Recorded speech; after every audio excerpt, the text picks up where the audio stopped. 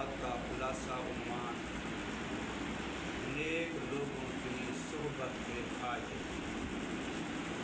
कि बंदा अगर अल्लाह वालों के साथ, नेक लोगों के साथ और या अल्लाह के साथ अपना ताल्लुक़ जोड़ ले, उनके साथ अक़ीदत, महब्बत, मवद्दत का रिश्ता कायम कर ले, उनके साथ उठना बैठना आना जाना रखे, इससे इंसान को फ़ायदा क्या होता है। अल्लाह वाले, औलिया अल्लाह, अल्लाह के दोस्त, इनके बारे में कुरान ये कह रहा है, अला इन्ना औलिया अल्लाह ला खौफुन अलैहिम वला हुम यहज़नून।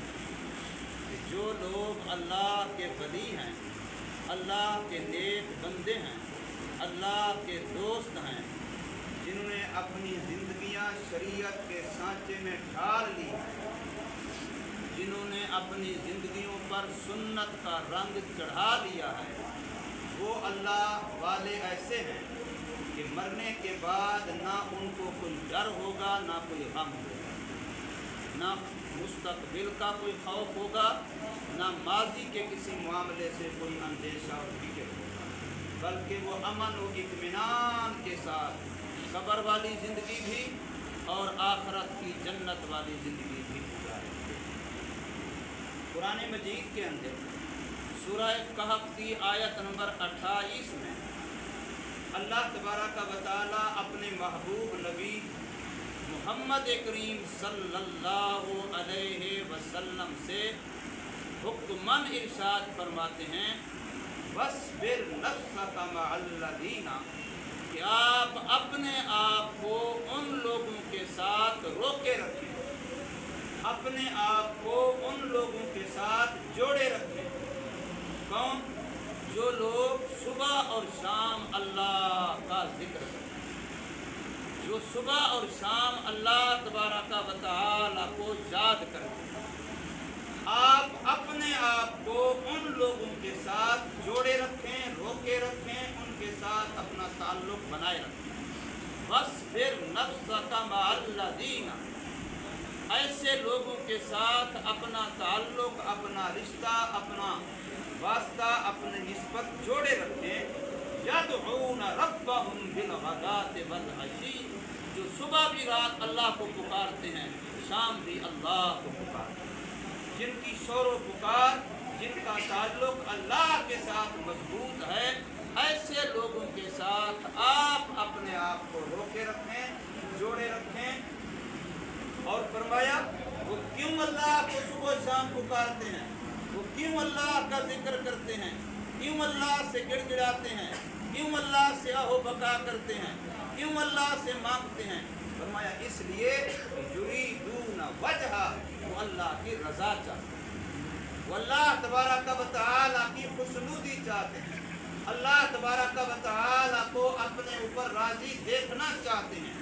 इस वजह से वो सुबह शाम हर वक्त अल्लाह को पुकारते हैं, अल्लाह का जिक्र करते हैं, अल्लाह की याद करते हैं। और आगे फरमाया, वला तअदु ऐनाका अन्हुम, उनसे अपनी आँखों को हटाइए नहीं, आपकी निगाह उल्फत, निगाह करम उन पर हर वक्त टिकी रहे, हर वक्त जमी रहे, आप उनसे निगाह करम को हटाएं नहीं।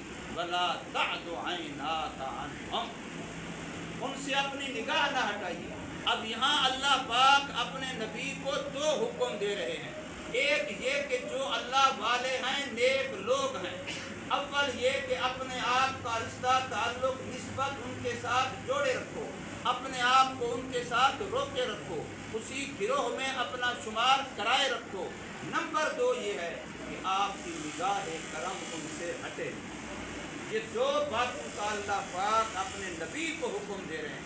अब इस गिरोह अल्लाह वालों में अगरचे पहला नंबर सहाबा किराम का है, अहले बैत इज़ाम का है, क्योंकि उम्मत के पहले यही दो तबके हैं जो मोहम्मद करीम सल्लल्लाहु अलैहि वसल्लम के सहाबी भी हैं, आपके अहले बैत भी हैं, आपके अज़्ज़ा अकारिब भी हैं, आपके साथ उठने बैठने वाले भी हैं, जिन्होंने सब कुछ छोड़ छाड़ करके, सब कुछ की कुर्बानियाँ दे करके मोहम्मद करीम सल्लल्लाहु अलैहि वसल्लम के साथ अपना ईमान का रिश्ता जोड़ा है। इनके बारे में पहला तबका गोया उम्मत के औलिया का वो सहाबा और अहले बैत किराम का है। अल्लाह ताला अपने नबी को फरमा रहे हैं। लेकिन ये कुरान सिर्फ उस ज़माने के लिए, ये कुरान तो क़यामत की सुबह तक है। कुरान की इस आयत का हुक्म आज भी मौजूद है।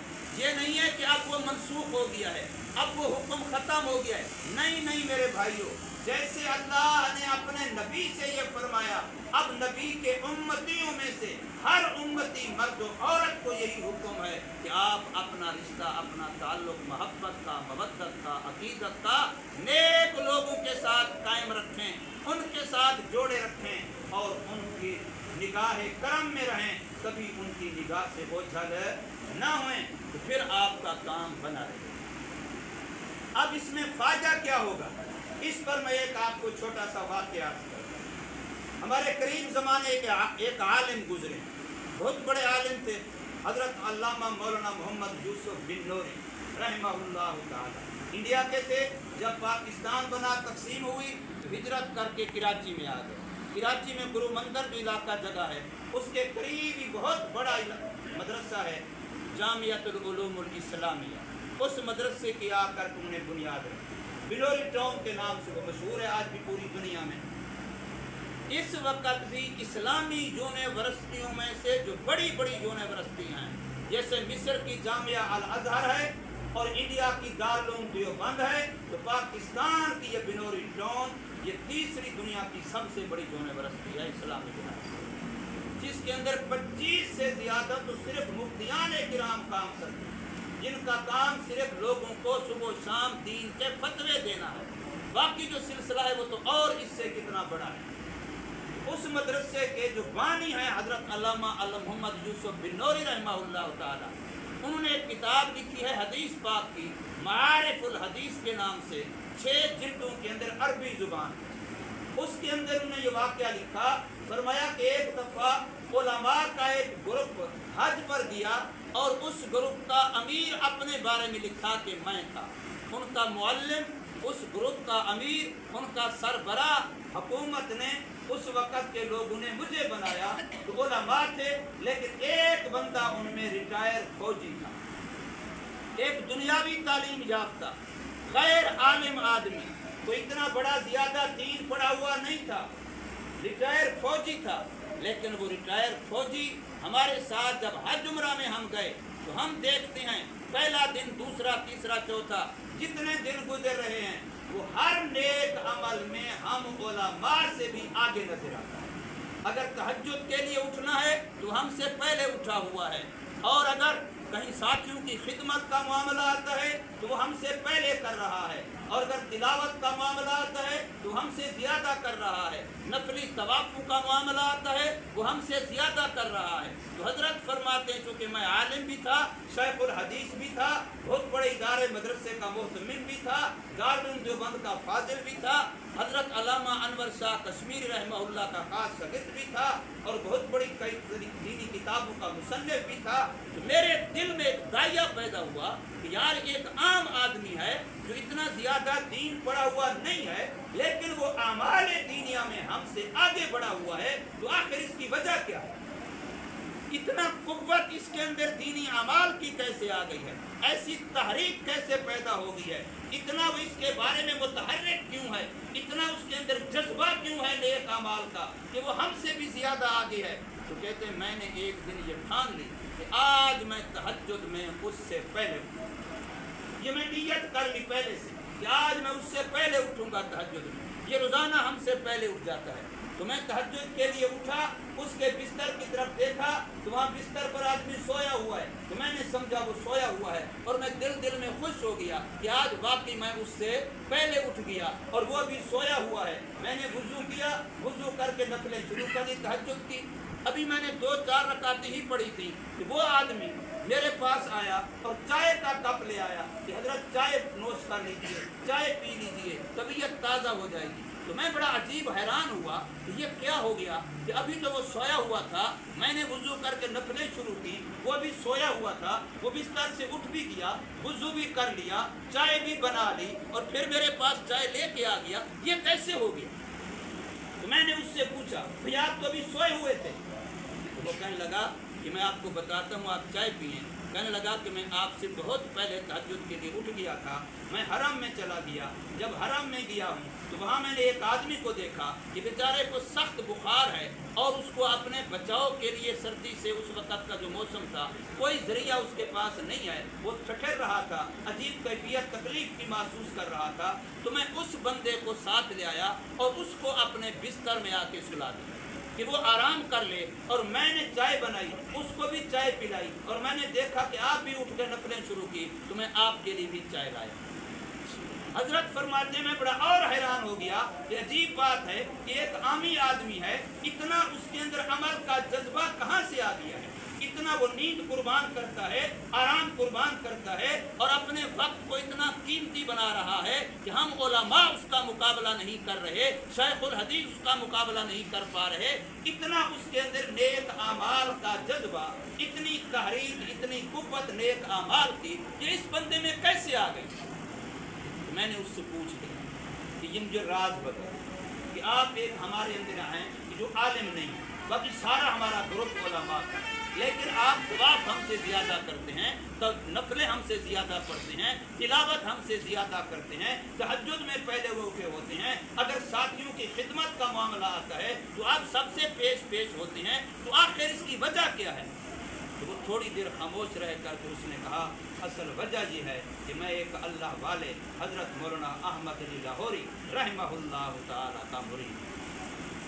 اب اس سارا گویا اس نے راز یہ بتایا کہ میرے اندر جو نیک اعمال کی اتنی بڑی قوت ہے، اتنی بڑی طاقت ہے، اتنی بڑی تحریک ہے، جس کے لیے نیند چھوڑنا آسان ہے، آرام چھوڑنا آسان ہے، تھکان برداشت کرنا آسان ہے، اور میں ہر نیک عمل میں سب سے آگے ہوں، تو اس کے پیچھے اس اللہ والے کے ساتھ میرا تعلق، وہ قوت ہے، وہ مقناطیسی طاقت ہے جو مجھے سپورٹ کر رہی ہے، جس کی وجہ سے میں یہ نیک اعمال کر رہا ہوں۔ تو اس سے پتہ یہ چلا کہ میں اور آپ ہر بندہ نیک عمل کرنا چاہتا ہے، یقیناً چاہتا ہے، ہر مسلمان چاہتا ہے، بوڑھا ہو تب بھی، جوان ہو تب بھی، ہر مسلمان نیک عمل کرنا چاہتا ہے، یقیناً چاہتا ہے، لیکن چاہنے کے باوجود بھی کر پاتا نہیں ہے، جتنا چاہتا ہے اتنا کر پاتا، کبھی نماز چھوٹ جاتی ہے، کبھی جماعت چھوٹ جاتی ہے، کبھی وقت سے بے وقت ہو جاتی ہے، کبھی تلاوت رہ جاتی ہے، کبھی ذکر رہ جاتا ہے،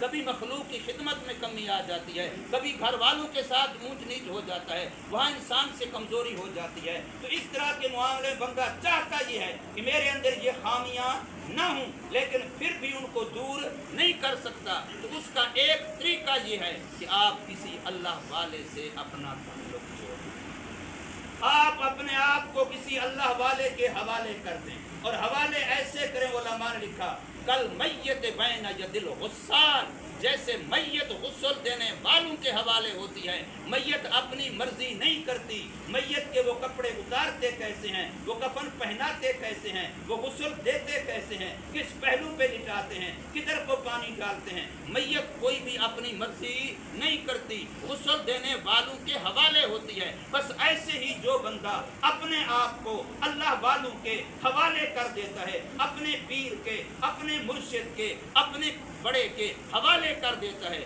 لیکن مرشد پیر وہی ہے جو غلام ہو شریعت، جو غلام ہو مدنی کریم صلی اللہ علیہ وسلم کا، جو اپنے آپ سے نہ جوڑے، اللہ سے جوڑے۔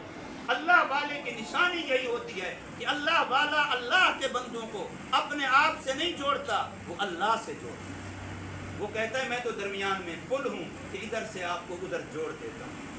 اللہ والا اللہ سے اللہ کے بندوں کو जोड़ता है। तो यहाँ हजरत ने ये वाक़या लिख करके तालीम यही दी है, सबक यही दिया है, सिखलाया यही है कि देखो लोगों, आपके अंदर जज्बा है एक काम का, लेकिन आप कर नहीं पा सकते। आपके अंदर जज्बा है नेक आमाल का, लेकिन आप उतना कर नहीं सक रहे। तो उसका तरीका ये है कि जो लोग अल्लाह की तौफीक से इस काम का जज्बा भी रखते हैं और अल्लाह ने उनको तौफीक भी दी है, आप उनके साथ जुड़ जाइए। शेख सादी रहमतुल्लाह की मशहूर हिकायत है जिन्होंने अपनी किताब गुलिस्तान सादी के अंदर नकल की है।